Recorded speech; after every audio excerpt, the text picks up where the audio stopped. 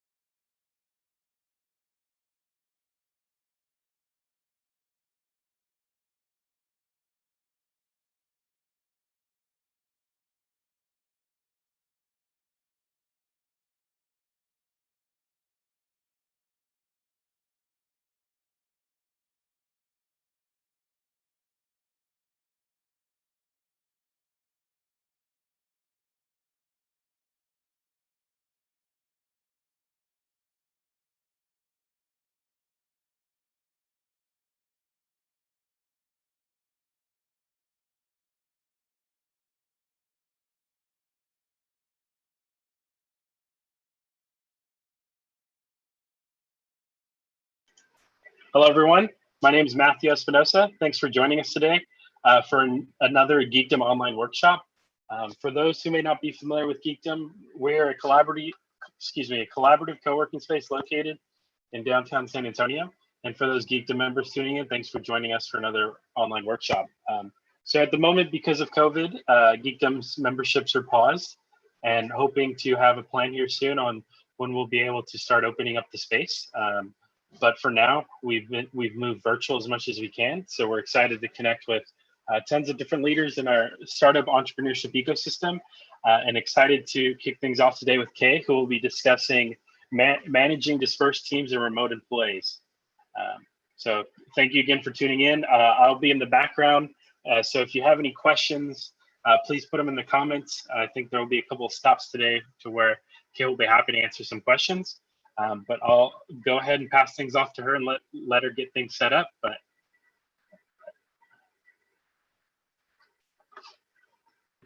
okay, appreciate it, Matt. I'm gonna dive in and let me go ahead and start screen sharing with you guys. One moment, let me pop up our content for today. So for everyone out here in the Geekdom community and whoever may be joining us from outside of Geekdom today, first off, I appreciate you guys joining us. I appreciate you guys taking the time out to have this conversation. And I really want to try and cover a whole lot of content in a really short amount of time. And by that, I mean, I'm going to hit a whole lot of high points. And then I'm going to be looking to you guys out here in the audience for helping me keep the dialogue going through questions and engagement through the mediums that you're using, either Facebook or YouTube. So please submit questions throughout. Stop me anytime. I'm going to take pauses at the end of each slide so that you have a little bit of time to gather your thoughts, and I have a little bit of time to get some water, and we'll get through these kind of 8 critical components of the customer engagement strategy and talk about that in terms of your remote strategy and where you might want to double down and really think about how your employees are impacted during this very strange remote employee experience time. Okay, so I'm going to start today with, just as I said, these critical components of the customer engagement strategy.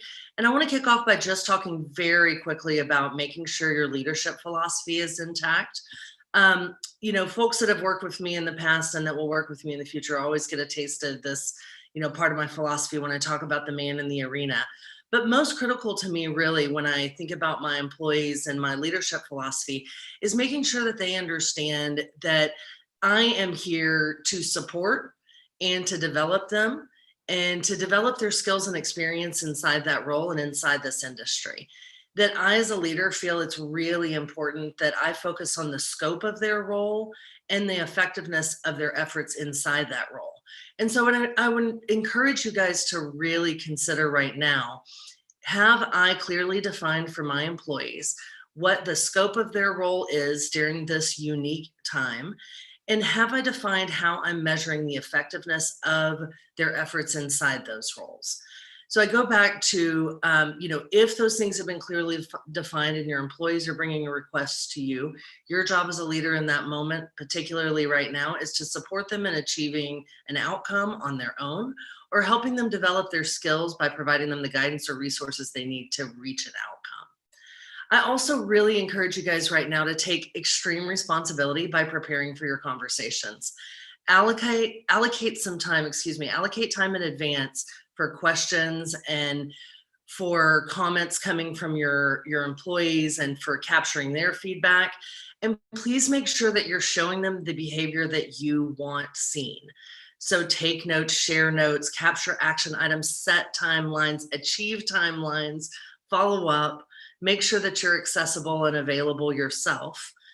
Do the things that you want your employees to do so that they're mimicking that behavior back to you. So like I said, I'm going to take a pause here at the end of this, and please ask me any questions you may have about how to set your leadership philosophy. I feel like this is mostly, you know, something that most of us do in a pretty natural way. And the next part is where it really becomes critical. So a quick pause, hit me with any questions, and then we'll roll on to talking about your communication strategy.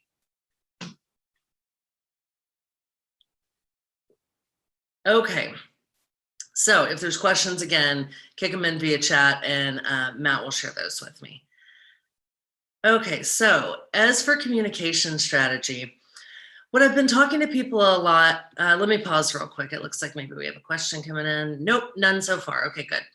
So looks to me like one of the things I'm seeing as folks are getting used to this kind of new remote life, folks sometimes tend to fall backwards a little bit on their commitment to one-on-ones, to team meetings, to peer meetings, to the things that happen so naturally when we're inside the same office, when we're inside the same physical space, or even just in our normal habits and work habits. So I really stress right now for leaders and managers out there that you be very clear and consistent on when your one-on-ones are going to take place. And if for any reason you can't attend those one-on-ones, please reschedule quickly. Understand that when it comes to your communication strategy inside your company, your employees are so dependent on these one-on-ones, as well as on team meetings and peer meetings. But the one-on-ones in particular, we'll get into a little bit, how that affects their direct development and their engagement, and how critical it is during this time that they're getting feedback from you guys directly on if they're being effective in their roles, if they're not being effective in their roles, and what more they can do to contribute or add value during this very confusing time for all. So during these one-on-ones, I advocate for weekly or bi-weekly at a bare minimum. I think if you're not checking in with your direct leader bi-weekly, you start to feel a little bit of nervousness. You may start feeling disconnected. We don't want any of those things to start creeping in and causing an unintentional disengagement for our employees who are already probably having a hard time staying engaged and juggling their lives outside of here while also working.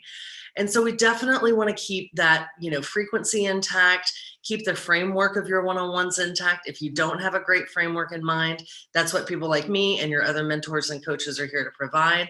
Feel free to reach out at any point. My information is not only at the end of this presentation, but can be found at moxiepd.com or k@moxiepd.com.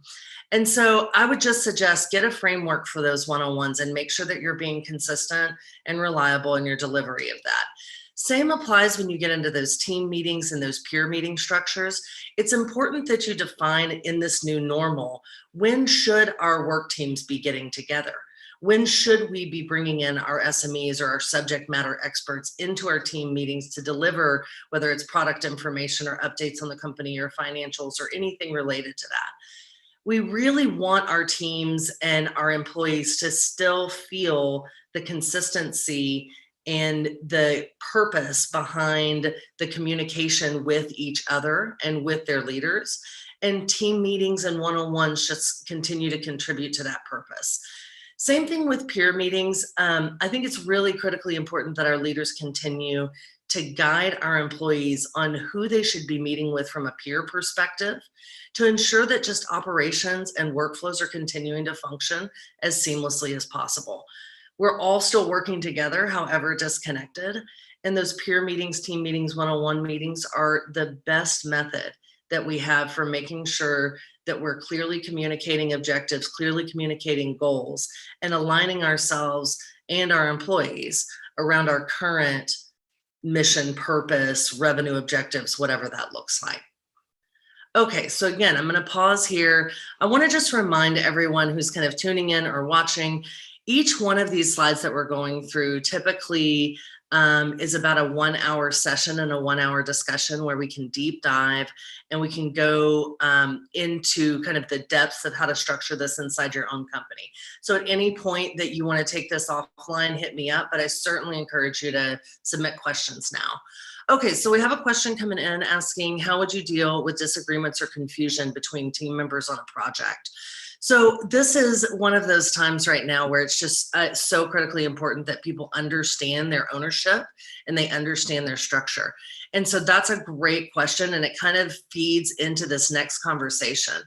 I firmly believe that employees are expected to own their own career path, but that it's our jobs as leaders to heavily assist in that pursuit.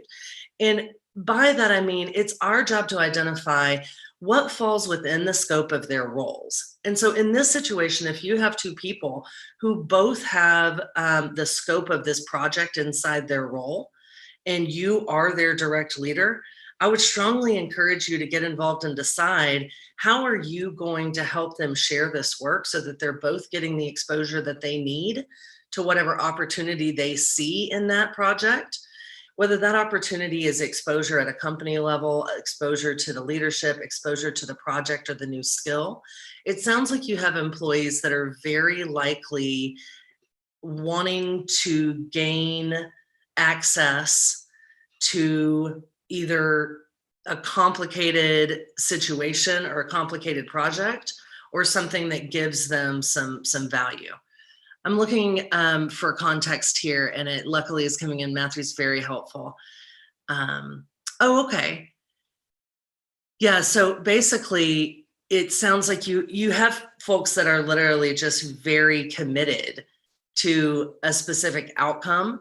And this is where I go back to, you as a leader really get to decide if there's confusion or there's disagreement. It's your job to come in and kind of help them mediate their way to a positive outcome.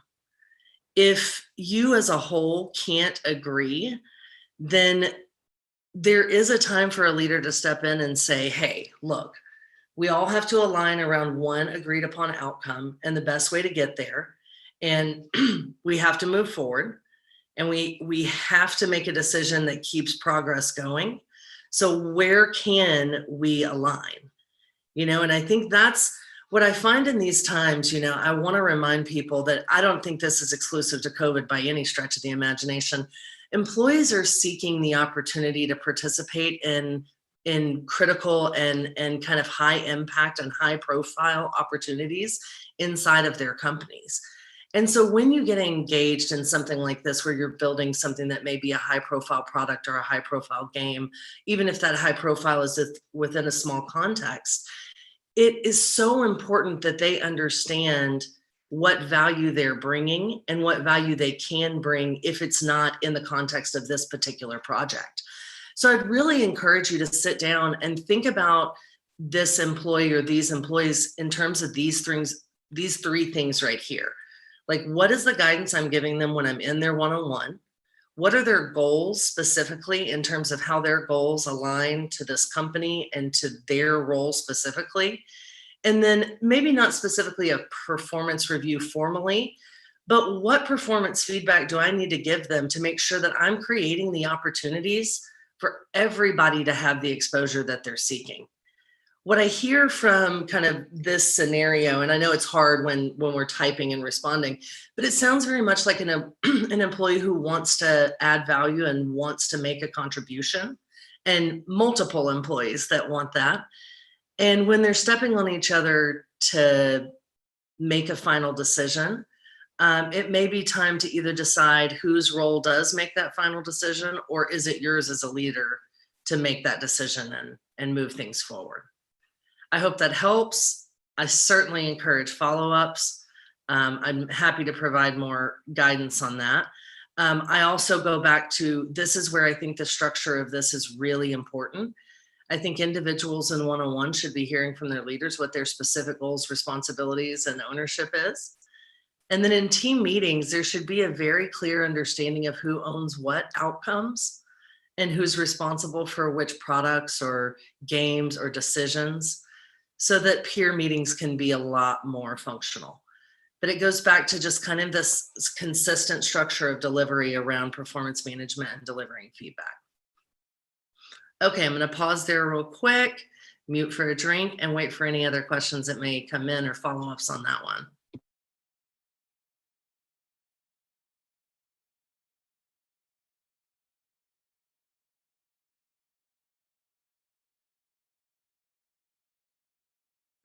Okay, wonderful. I'm so glad that was helpful. That's great feedback, and I appreciate it. So let us roll on.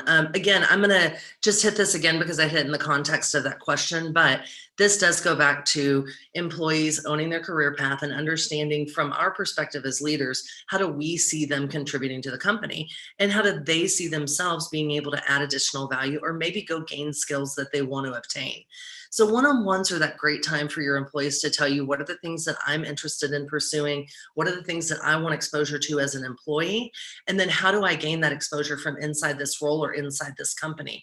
You as a leader then have the opportunity to set some goals that align those employees with their company and with their individual desires.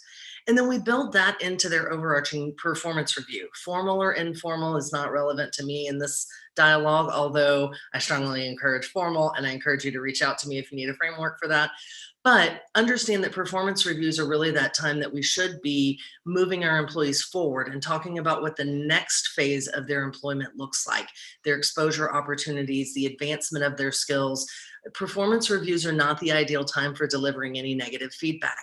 Negative feedback or constructive feedback in any way really needs to be coming in those one-on-ones between you and the employee in an interim course.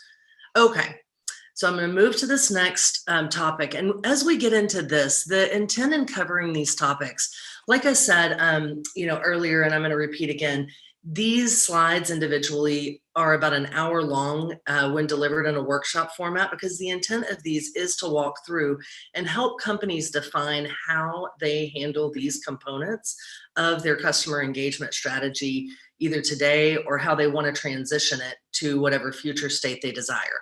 So what you're getting is a kind of a big brain dump outline of information. And then I strongly encourage you to reach out to me directly, ask questions here on the forum today, reach out after the fact, whatever you'd like to go through this. And I'm happy to help you apply this directly to your own business and your own group. So when it comes to service information, the real question that everybody needs to know when it comes to this particular component is, how do you access information and where do you store this information?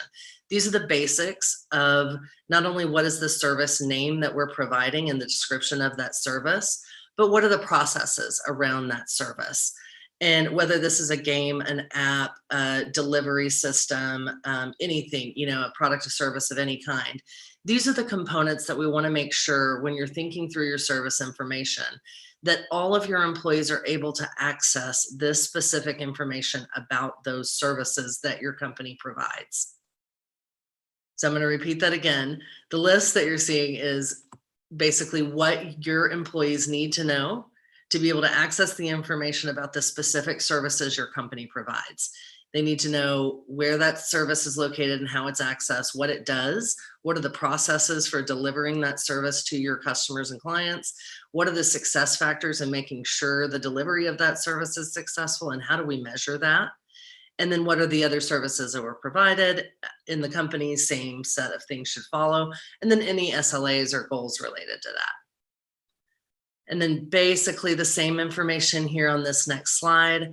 I'm rolling quickly because I do want to leave a little bit of time here for questions at the end of this for any open concerns or any scenarios. So again, this is a list of things you want to be highly cognizant of as you're transitioning your customer engagement strategy right now. Your employees and your customers are super dependent on their ability to access, your employees' ability to access this information inside your systems, inside your company, and be able to share it with your customers and other employees as necessary. And so again, these are large kind of lists that ordinarily we would go through and make sure, depending on company size and structure, that you have most or all of these things intact. Okay, another quick pause there. Send any questions. I'm going to take a quick sip and we'll go to the last couple slides. Okay, let's roll on. Last two components of building a really effective customer engagement strategy, particularly mapping it at a time like this where you want to make sure your employees are able to follow. You really want to map your support structure. These are obviously your service availability requirements and your coverage required during those times and hours. This also includes, what are the skills required within your support staff to be able to deliver those services. And so this is your opportunity to kind of self-check and say, do I have the right structure of people, process, technology, skills, contracts, life cycles, all of the components that we need to support these products? Do I have all of the necessary components underneath this to be able to support the actual service that we're offering? And then we talk about what are those specific processes for standard request, for problems that arise outside of standard request, for critical or intense incidents, for events. These are things like proactive upgrades or proactive maintenances, or things like access management. And so again, I go back to, these are the kind of major components inside your support structure and your support processes that allow you to map your current operations to your remote operation desires. Okay, so I'm going to pop this up real quick. This is contact information. You can get this from a bajillion places in the Geekdom community, but also feel free to screenshot or take this down and email me directly if you want a copy. I can send you everything that we've reviewed today.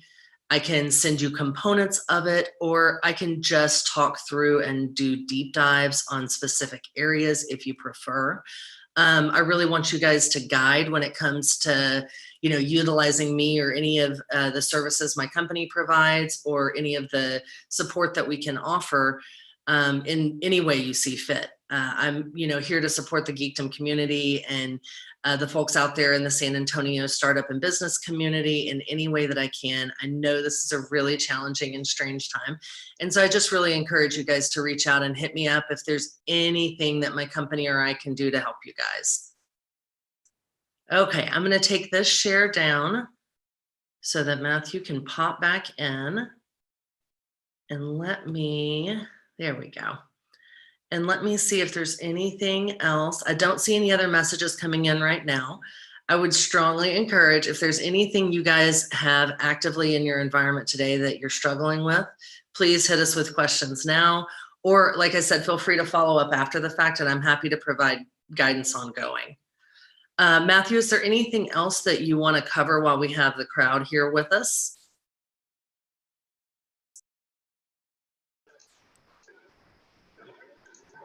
And I'll give them a couple of minutes to ask any questions. Looks like one just came in from David.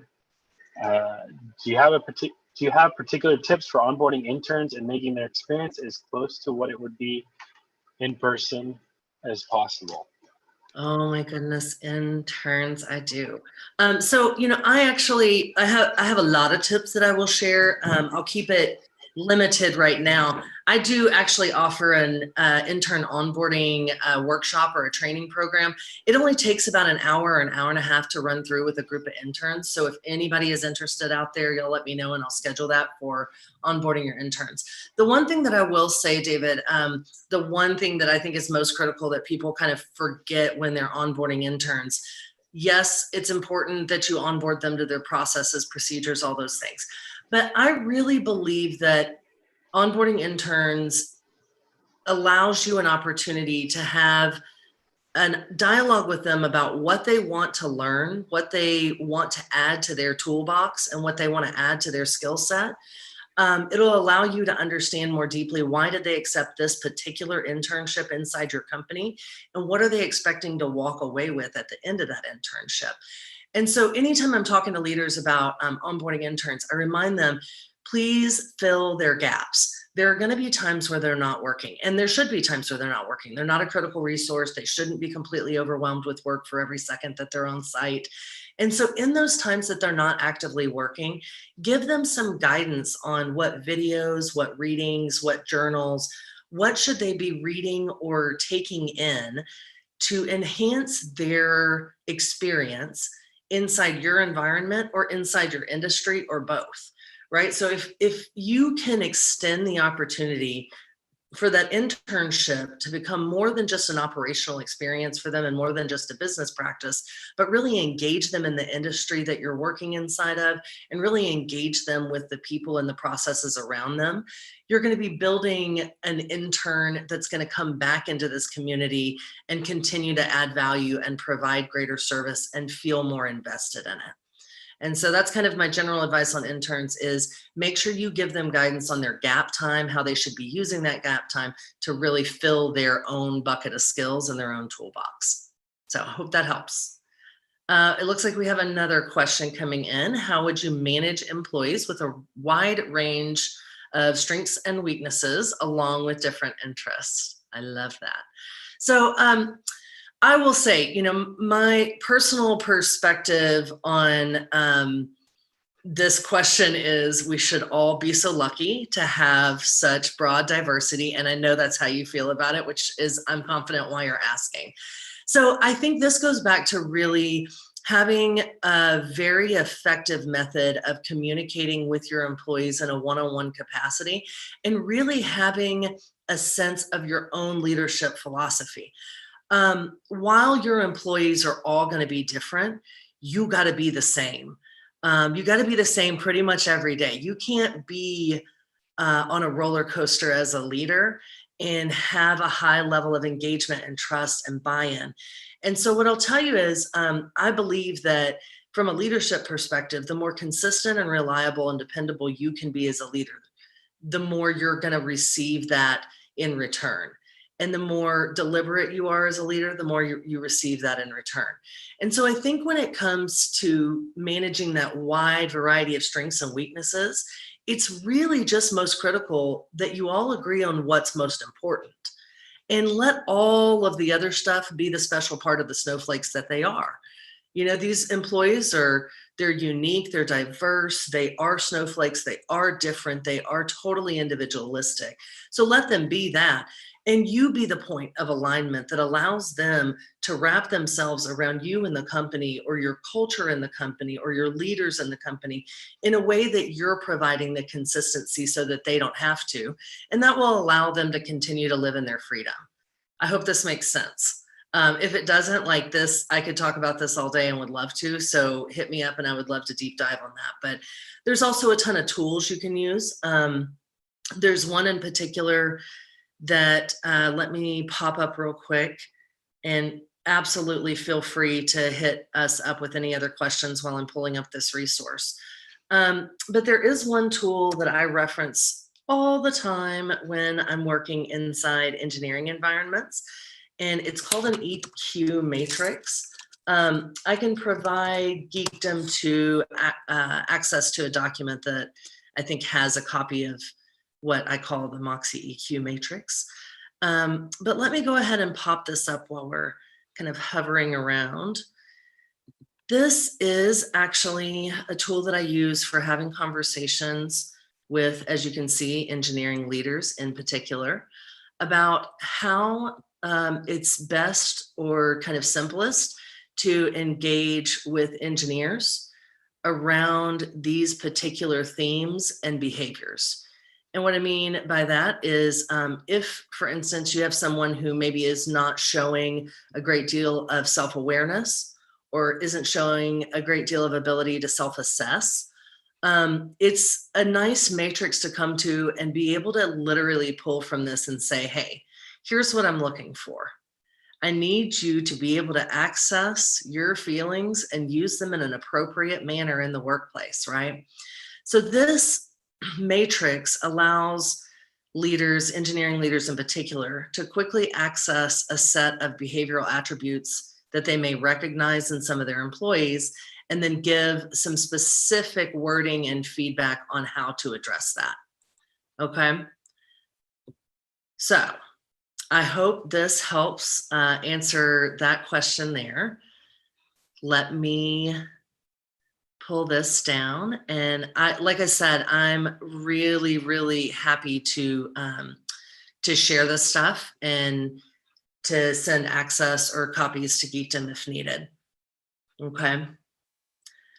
Okay, any other questions? I would love if there's other stuff that you guys are stewing over, or if you're uncomfortable in your day-to-day with anything with yourselves or your employees, hit me up directly. Like I said, you can email me after this and I'm happy to have a chat and see if I can help you guys find your way through this bizarre period of time.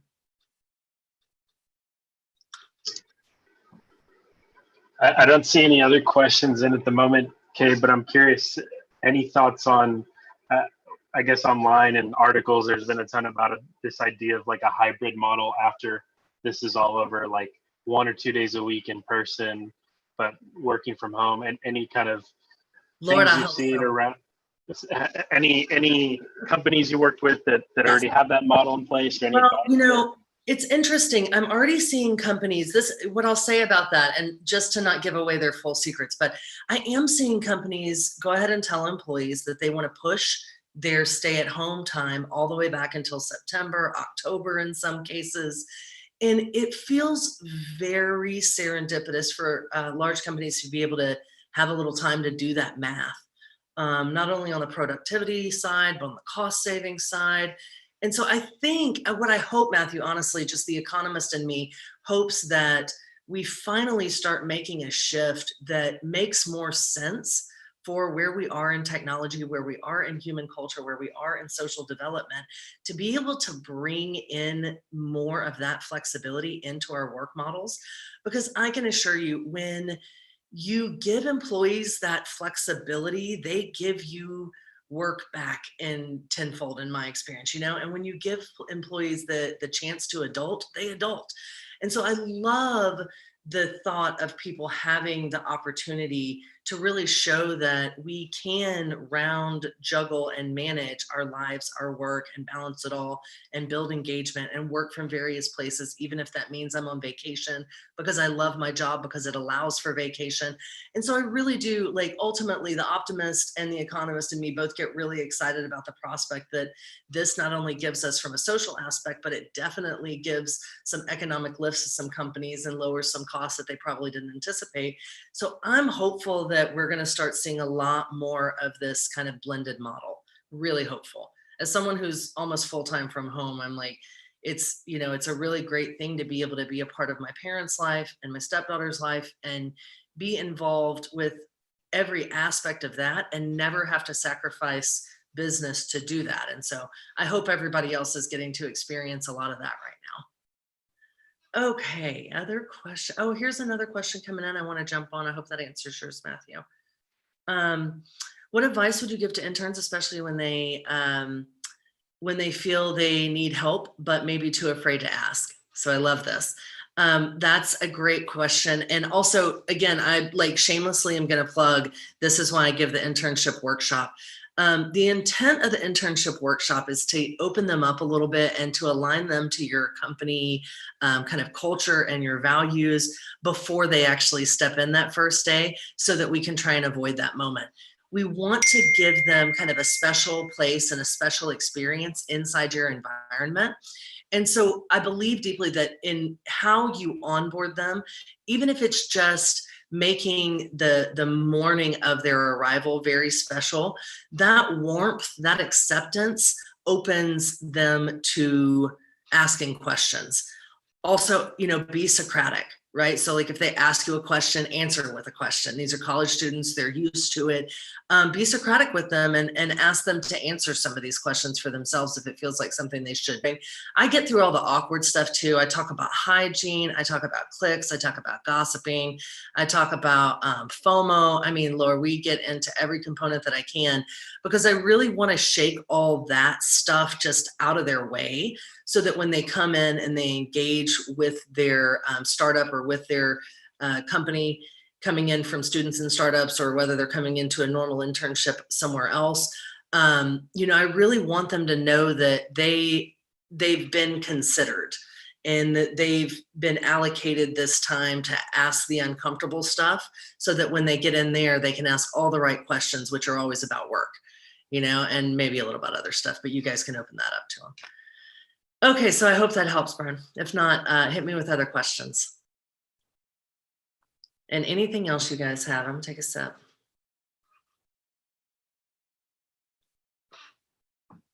Okay. Anything else? We have a little time left. Y'all hit me with current concerns.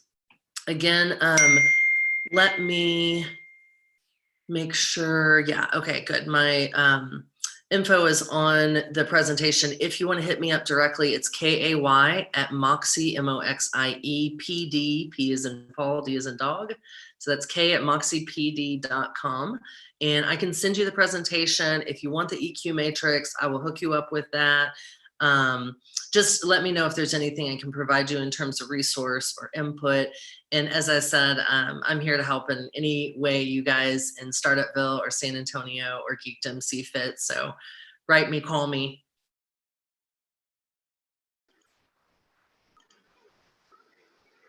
All right, well, it looks like we don't have any other questions. Kay, thank you for your time today, and thanks. And what I encourage all of anybody listening or watching this later on, any of our members, to, you know, feel free. The speakers are sending out their contact information, and as Kay said, she's happy to chat with anybody. You know, there's time to book with her for a 15-minute call on her website. So always encourage people to be doing that and continuing the conversation. And there's no chance we'll hold it to 15 minutes. Are you kidding me? I'm too chatty. Yeah, that's what I figured. So that concludes today's workshop. Again, we're doing this twice a week, Tuesdays and Thursdays, to watch them live, and we're archiving them for our members as well. If you have any questions related to Geekdom, feel free to shoot me an email at matthew@geekdom.com. But thanks, Kay, again for your time, and thanks for everybody that tuned in. Thanks, Matthew. Thank you, Geekdom. We'll talk to you all soon. Yeah, see ya. Bye.